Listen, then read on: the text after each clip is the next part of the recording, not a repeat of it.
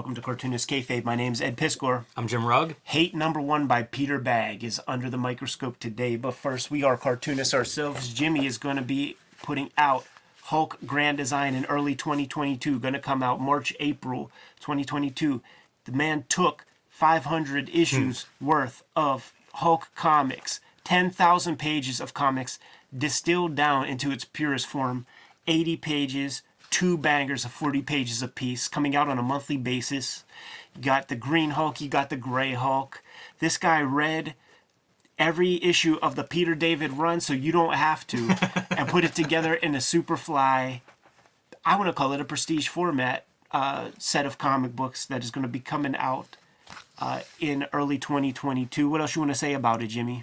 Man, that's a good start, Ed, because I am going to be talking about this thing nonstop for the next 6 months. So I think that's a great intro. Thank you very much. And I like seeing it on screen. So big like this, right? That is fly as hell, man. Congratulations on finally being able to tell everybody about the thing. And you know what? I want to do some Hulk-related episodes on the Kayfabe channel. We got a good excuse for that. Red Room Trigger Warnings. Issue 1 going to start coming out February 2022. Every issue completely self-contained. Here are some of the retail incentive covers. There's Jim Rugg's Zap Zero homage. Peach Momoko, who did her Superfly goodness. And there's the Eddie P retail incentive cover. We have link trees in the description below this video where you could get to all of our stuff like our Patreons. You could order and pre-order these comics. Make sure you do that, man. But the task at hand right now, Jimmy, let's talk about the great Peter Bagge's Hate issue number 1 with this cover. Off the bat, dude, cutting from, like, he's in Seattle now. So this is like patronizing those freaking lumberjack ass tailgaters at the Kenny Chesney concert, motherfuckers. Ahead of its time, this cover. Ahead of its time. It's always in fashion. There is stuff in here, dude. I can't wait to get in to certain panels, and I hope I don't accidentally misstep it, because the same arguments that are being bandied about now were clearly being bandied about then. And he's up there in the Pacific Northwest where that energy is fucking fever pitched. I absolutely adore this cover. I love his logo. I love his cartooning. You know, he's known as being so funny as a cartoonist, and rightfully so, well earned. But I feel like people sleep on, I love his drawing. Oh, yeah. The stylization on this monster truck's one of my first loves of my life.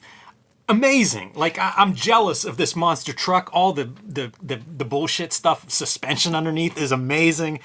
It's just, this is great. This is very fun. He even cuts promos on his own style in the second story, the B story in this issue, where he's like, my artwork looks like a meth addict who's copying from Cartoons magazine or something like that.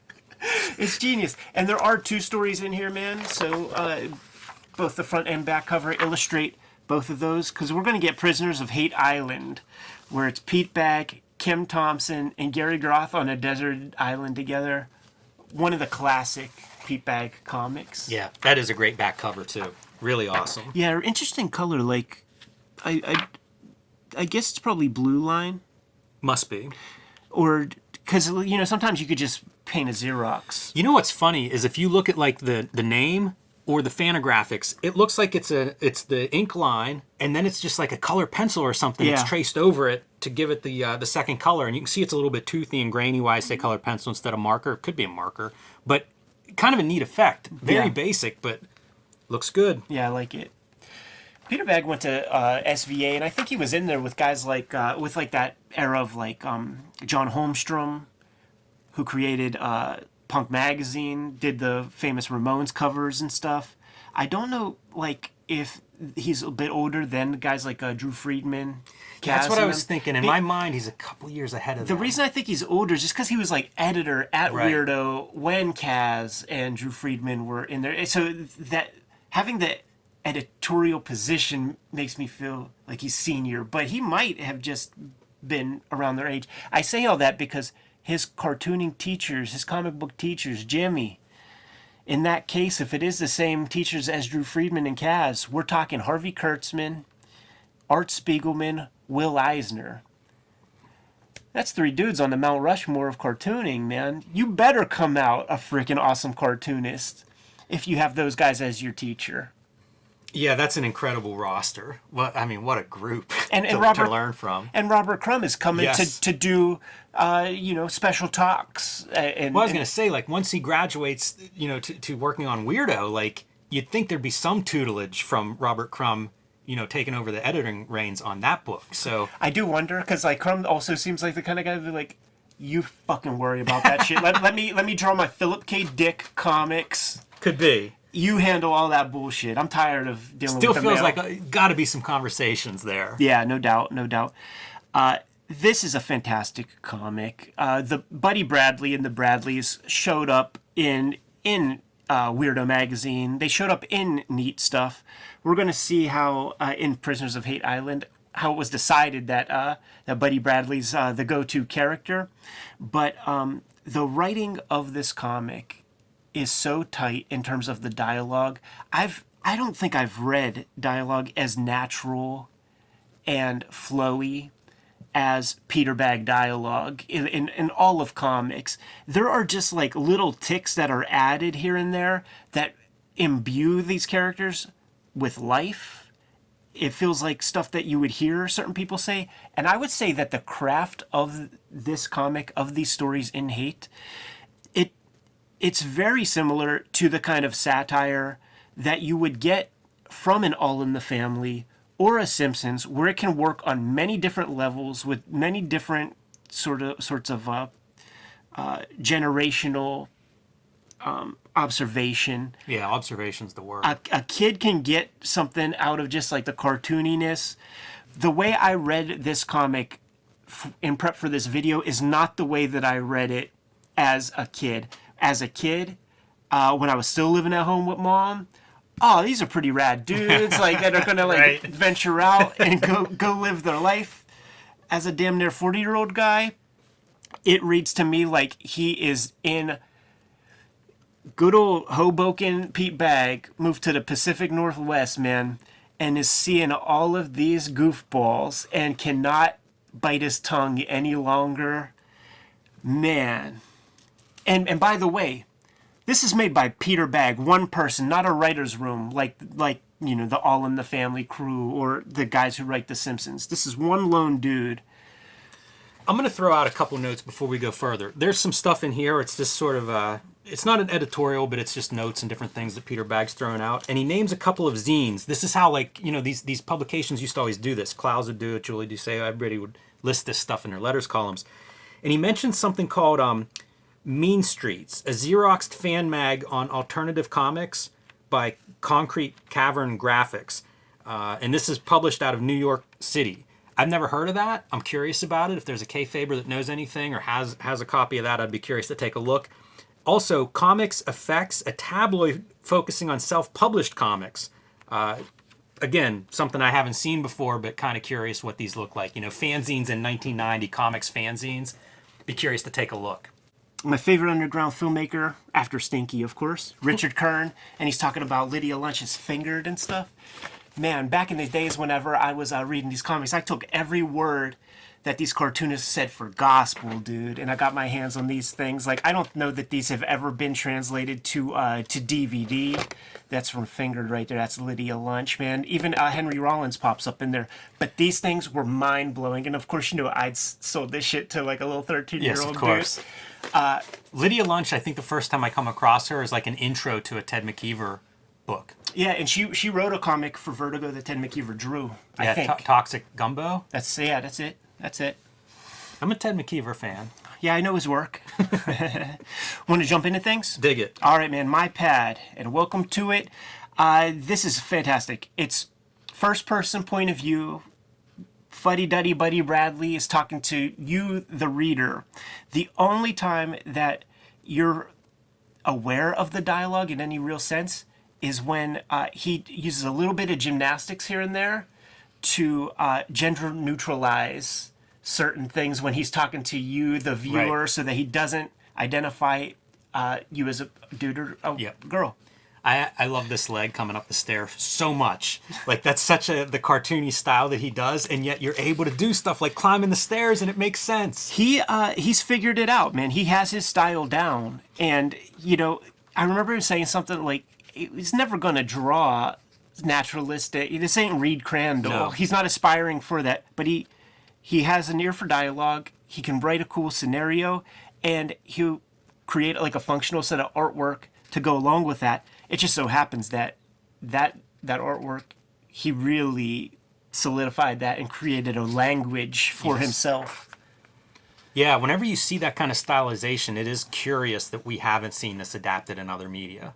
Because Right. we've talked to him, like we know he's certainly, worked It's always on options, things. yeah. So how this never made it onto MTV, for example, is mind-boggling. It always is close, man. It always is close. Dude, there was a Super Bowl where there was like a commercial for it for Fox or something like that, and it just they've never pulled that trigger. Also, as he's touring around and giving this like first-person dialogue or tour, what a monologue, you don't see that many comics. Like that's unusual to have a comic written in that perspective. Yeah. There are some. Brian Ralph had his zombie one, and I feel like there's some older stuff, like probably Will some ad Eisner. magazines and stuff. So it does happen. It's not brand new, but it is rare. So kind of enjoy it. You could assemble a short list of these kinds of comics that are written from this like first person point of view. The function of this strip is selling us on everything you could ever want to know about the character of Buddy Bradley. Like you're learning so much, and it's not exposition really, or it's the most elegant way to get some exposition out on the comic page there. It does feel like somebody you'd bump into that's telling you stories. Yeah. The entertaining guy in your circle who's telling you what he's been up to or whatever. Whenever he gets drunk and stumbles off of his second floor, like patio, balcony area. It's a good thing he was drunk so he didn't get hurt when he fell. That just seems like nightmarish stuff. So funny, the drawings in that one. Jimmy, can I tell a Pete Bagge story real quick? And for the readers, like, I'm going to gauge your response, and I'm going to ask your opinion on whether this story is going to make the air or not. It's not a bad story. So I stayed at his place one time, and it was so cool, man. Visited his drawing space, showed me around. He's got the closet full of like copies of all of his issues and shit. And we start bullshitting late, super late. And then he's just like, all right, I'm going to go to bed. Like, you could go crash out on the couch or whatever. Shows me like the room and all that. And then I get there. And there's no like pillow or like blankets or anything like that. And you know how like it just gets colder the later it is. And then like when you go to sleep, your body temperature kind of comes down or something. And I started getting real cold. And I noticed that like there was like a dog bed with like pillow and stuff. And I took the pillow and this hairy dog blanket and I just used that stuff and curled up and tried to like keep warm. And I could smell the dog breath like all night while I was sleeping. And then morning comes, man, it's breakfast time. And his wife sees me in that room. And she's like, Peter, you didn't get this boy his pillows and blanket. And then she opened this little cupboard and there were so many pillows and so many fluffy, beautiful blankets. And she was like, you must stay here again. We will treat you right. Like, I can't believe he didn't give you this pillow and blanket. So anyhow, we're going to come back in. I don't know if that story made the air. Like, what do you think about? I think that's okay. Okay, cool. Yeah, I think so too. But I just wanted. I feel like that's a dude story. Like it's a dude story. That's what happens. Yeah. Like he just assumed like you'll be fine and all that stuff, and I was fine, but it was fine, and it did make me think of like hate comics and stuff like that. Yeah, it comes natural. I was kind of laughing to myself like that night. It's great. His neighbor on the roof, he's pointing out like sometimes he'll bring a girl up there and they'll be going at it right out in the open. That's such like a college kid kind of like comment type of thing. Porking away. You know what's funny is I feel like there's a Gabrielle Bell comic that has that. The same kind of story where they're like all on a rooftop, but it's in Brooklyn or whatever. You know, It's a different generation, but it's the same thing. Like, oh yeah, over there in that window, they never closed the blinds or whatever. Buddy Bradley and every character in a Peter Bagge comic is never, ever, ever static. Always moving, always doing some things, always interacting with the environment, great lessons to take away for your own practice, man. Great example here. There is not one second. He's not sitting there doing nothing, ever. It is a very good thing to point out. Because that's a talking head spread. It's a talking head spread. It could have been terrible. Yeah, and his characters are always doing some stuff, and it all feels believable. It all feels good. Man, it's such a good sequence, like showing like the history of where he's lived. Yeah, and this is a fun story too because it feels like you just start drawing. Like you start conversing and explaining this and walking through because it does take some turns and changes and stuff. But at the same time, like it's so natural to be like, hey, I'm living in this new pad. Come check it out. I used to live with this one group and catching you up. Yeah, it lends itself perfectly and it does capture that certain age. It's neat to read this too for 1990 because I would have come into this stuff mid to late 90s. Yes. Also age-wise, I would have, like this would start to make sense to me. And I'm probably this age in 2000, early 2000s. So like revisiting this is so interesting from that perspective of like, I kind of remember, like the territory they cover makes sense to me in my life. Yeah. But also it's a little bit ahead of when I lived it. Right. And I like that part. Like it's a really interesting read for that reason. If you're aware of the 90s, it's kind of neat to see what's going on here. And it's Seattle starting to pop off and stuff too, man. Yeah, they're ahead of the curve too. Like where I grew up is like 1994 southwestern PA might be like 1990 Seattle here. Right, but I'm saying even Seattle is becoming hip now. Like, and it's getting that diaspora, or like people are coming in, and it's no longer it's equaling out, balancing out the lumberjack guys and shit like that. This is the panel right here, man, where it's as relevant today as it ever was, man, where you get the little hipsters giving Buddy Bradley shit for reading a Robert Crumb comic. How little things have changed, huh? It is true. Very funny. Man, that house panel next to it's almost a Chris Ware house. It is, right? Like he'll use those straight edges, man. The lettering style, so uniquely Peter Bagge. He has his whole own language. Yes. Of comic book making, and that's unmistakable for anybody else. This Music Factory thing, there's a Decoded podcast episode that's just about that. Because there's like a Nirvana version of the Muzak, and the thing blew up at one point, where it'd be like in every elevator and department store and all this stuff. Kind of an interesting, weird thing, and it's amazing that he was working there. Like there's a lot of history around that. Right. It's kind of cool that he was brushed up against that. He's got those like Ralph Cramden like goals and stuff. Just like every pothead friend of yours who sleeps on your couch and stuff. Like then I'll do this, I'll do that. My goal is for this. We'll see. And it's just this natural cadence. Like there's like iambic pentameter to the flow of the speech or something, man. It's just very conversational, but it also is pushing a narrative forward also, it's the best of comic book dialogue as far as I'm concerned. It's really good too because it sets up foreshadowing for Stinky. Yeah. So like we're hearing about Stinky as that guy, and man, we have friends like that. Yeah. Like everybody has friends like that. That's the observational part that I think works so well. But we don't see Stinky yet. It's an introduction of this idea, and then we're moving on. Let's meet another roommate. Yeah, George Hamilton. Isn't George Hamilton that one actor guy with the little Cocoa Puff right there? He was in that Zorro movie. Yeah, that sounds right. A little different George Hamilton here that he's rooming with. Yes, sir. It looks like he has a drafting board, though. I thought that, too. I was trying to figure out, like, are they, like, is that two guys' bedrooms, and that's where Pete draws? Pete Bagge is... he's up there in Seattle with Fantagraphics. Everybody he knows, man, has freaking drafting tables at the crib. And then here's George Hamilton's weird zine. See, this is the era of the early '90s zine, man. Like I love it. Like Xeroxes are all over the place. So appeals to me. Yeah, the alternative trading. Media is just self-publish it. I was so like going down to Ides, man. I would go through that zine library all the time and just pick up the weirdest stuff, man. I still have some of that crap. And here we go. You got your page turn. Enter Stinky. Barge.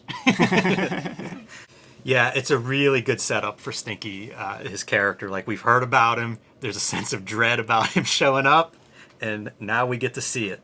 And we see that roommate interaction that makes you so happy that you no longer live with roommates. Yeah, the beginning of this strip, like, you see it first and he's just telling you about this new place he lives, not realizing it's packed with roommates. Yeah. in dudes. No fun. Boy, that Stinky drawing. Love that. And the back and forth, it really is like, it captures that time period so well, man. There's like, Pete's gonna be mad, but like, there's like Kevin Smith Clerks kind of back and forth of like, Sure. of just, what do they call the Slacker generation, right? Like, Exactly. What was that movie, Slacker? Yeah. Richard Linklater. Yeah. Like just that vibe of like 90s young adult. This kind of shit, like, oh, my latest jizz jar. Like, that was so common of like dudes trying to be cool in front of each other. Stinky says, "You're her jizz jar." Yeah, you're so pussy whipped. Like that's how many times did you hear that back in the day, man? And it's so funny because Stinky then is like, "That's fine with me. I'm not even gonna ask you to be in my movie." And it flips the script. What? What movie? By the way, the movie that he's planning to make is just a porn. It's just straight porn. It's like, you and your girlfriend can be in it. Yeah, and you know there is nudity. We have to sell the thing. And then like it starts at a high place, and they're talking about funders, and then it's like, oh, we'll just use a camcorder. Everybody's using video now, man. It's like, you know, cutting edge. You think about stuff like Harmony Korine's Trash Humpers or something, Right. You know, ahead of the curve. Way Jimmy. ahead of his time. Yep. You flip it again, man, and I keep calling him Pete, but Buddy Bradley. I do the same thing. Rereading this week, like several times, I had to remind myself. The drawing table in George's room. This isn't actually Pete Bagge here. It's, you know. Well, I did meet the guy who's based on Stinky when I was out there last. Wow. How's that measure up? Super cool, actually. Like he's not Stinky that anymore. Makes sense. And you know what? Everybody who said, oh, that's based on Stinky, but he's not like that anymore. Like everybody sort of like said that. That's hilarious. Love this bit of cartooning too. Whenever he's just had enough. So good at it, man. So good at it. And then you know, so Buddy Bradley pups him up and is talking about like all the success Stinky's gonna have, and sends him off, man, with stars in his eyes. Do you think of Dee Snider whenever you see Stinky? Now that you say it, why not, man? Can we talk that Prisoners of Hate Island? Loved this. This is so good. You know, the function of the island part, you know, it could be metaphorical or whatever, but the flow of the conversation and everything, you can just imagine it's there at the Fanta house. Absolutely. And he could have drawn the Fanta house, but why not just draw a desert island? Make it a little more visual. Yes.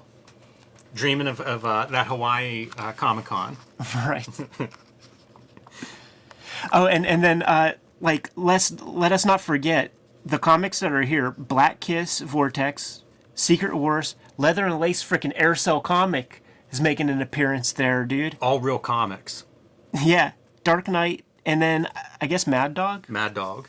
Is that the Marvel? Yeah, the Evan Dorkin vehicle. Bob Newhart and Evan Dorkin. Oh yeah. His self-caricature is fantastic. It makes me think about the contribution that guys like Harvey Pekar brought to the table when it came to the autobio, where you have to throw yourself under the bus to get people on your side.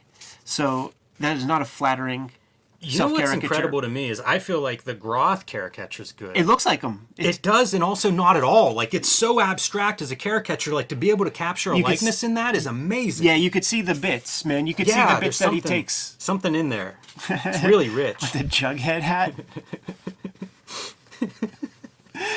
And what are other nicknames? The King of Hate Eye. So the story is about, like, Pete is trying to figure out, like, I don't even know what my next comic is going to be. I need to have some success or whatever. Do you guys have any guidance whatsoever? And they're like, what are you talking about, guidance, man? Like, we have nothing to tell you. Man, I was thinking about that reading this, how, like, there's a bunch of cartoonists who have done some great work that don't really work with editors.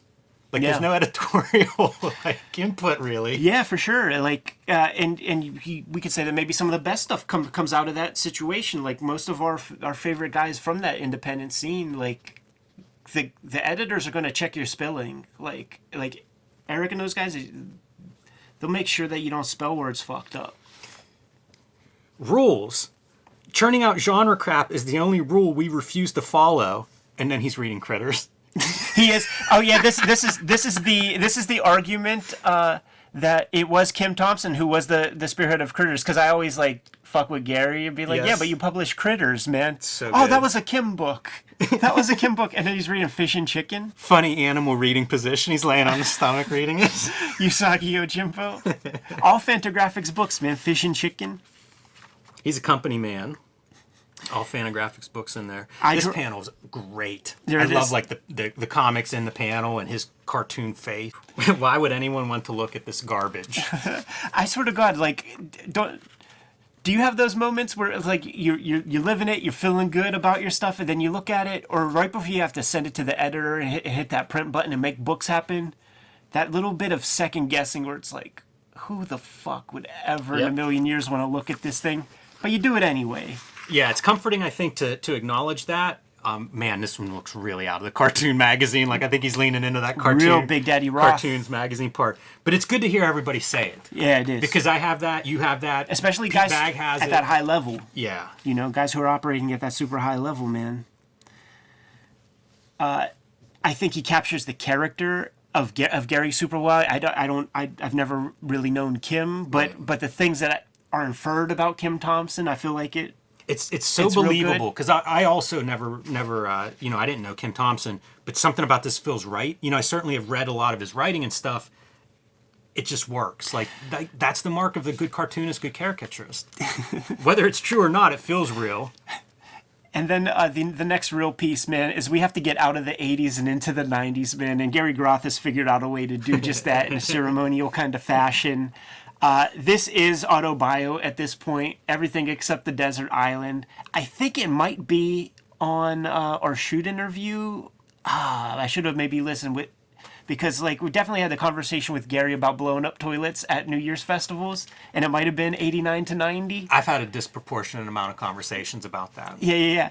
And he said that like what they did was, if I remember correctly, it might be on the shoot interview, but they loaded it up with like quarter sticks of dynamite or something, and they flipped the toilet upside down. They closed it off, and when the explosion happened, there was no toilet anymore, and everybody is just running around as you hear ting ting ting ting ting right on the neighborhood roofs for like a minute. Just little bits of porcelain raining down on the neighborhood for a while. Hilarious. By the way, look at that. For cartoony stuff. Oh, yeah. Like, his eyes are almost off the panel and there's just a little tiny bit of gritted teeth. Yeah. That's a bold choice for cartooning. It is. And he'll just go into that place sometimes. And then he'll like bring it back as much as he can, but then, just push it back again. There's no rules. That's the cool thing about like when we interviewed Sergio Aragones, and he's like, draw 5 sausages on the hand. It's humor. Like, you see that employed totally. Here. That's funny. Full page explosion. And then I love this. The trajectory? Well, that they're having a conversation as they're being like propelled through the whole way, right? The whole cycle of them being through the air, going up, coming down. It's so good. Yeah, it's great. And what a page. And it's like, we've seen this version of stuff, but like, we've never seen this done. It feels animated. Which again goes back to like, how haven't we seen it animated? The conversation is finished and it ends. The coup de grace is Uncle Gary in his Jughead hat. Hey, you guys, was that a great explosion or what? Wow. Look for the premiere issue of Hey Buddy at a plumbing supply store near you. Jimmy, I got so many of my first comics in 3-for-1 bags in Keystone Plumbing in Homestead.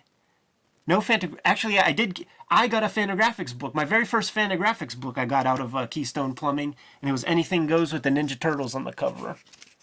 In that grab bag. Yeah. Down there at the hardware store. One of the least Fantagraphic-esque kind of characters. Hey, check this out. We have different printings. You might have the first. Yeah, I do. Yeah, you got the first printing. Nice, man.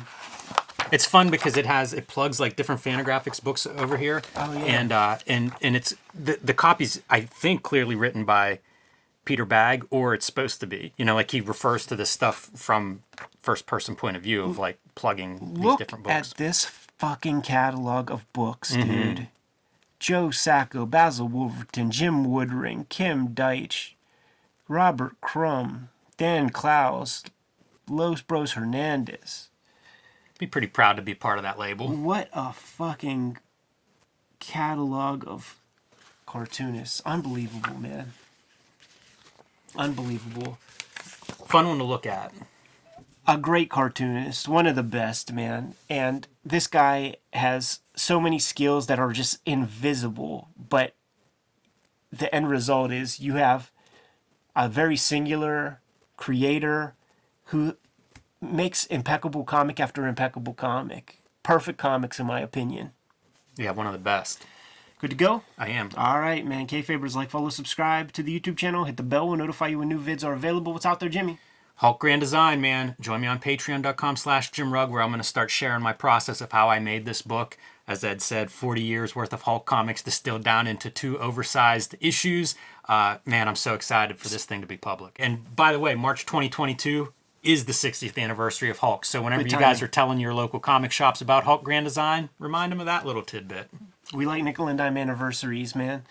Red Room, the Antisocial Network, in stores now. Red Room Trigger Warnings, issue 1, coming out in February. Get that put on your pull list. Go to your comic shop, reserve a copy, pre-order it from the Fantagraphics website. It's going to be a scarce number 1 because we got cut off from that ransomware attack over at the distributor's office, man. You could do that in my link tree in the description below this video. You can read the comics ahead of time on my Patreon. Same deal at the links in the link tree in the description below. What else do we have out there, Jim? Subscribe to the Cartoonist Kayfabe e-newsletter at the links below this video. You can also find Cartoonist Kayfabe t-shirts and merch at the links below this video. Give them those marching orders. We're going to be on our way. Read more comics.